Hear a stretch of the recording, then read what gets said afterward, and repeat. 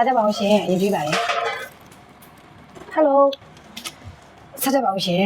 ဒီနေ့စားပြပါတော့ spicy ဆက်ဆက်လေးပေါ့နော်ဒီမှာ chicken လေးလဲ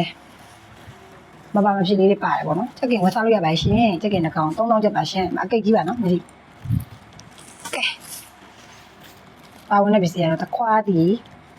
တမ်းမြာတီတို့ငုံလေးစိမ့်တို့ခင်းလေးတို့ပါအမေ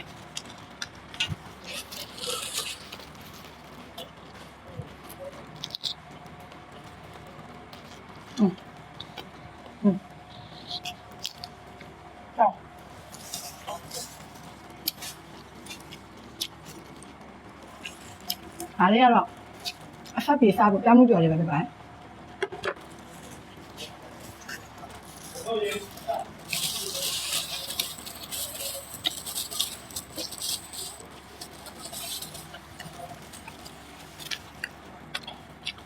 တက်ကြတယ်ပါ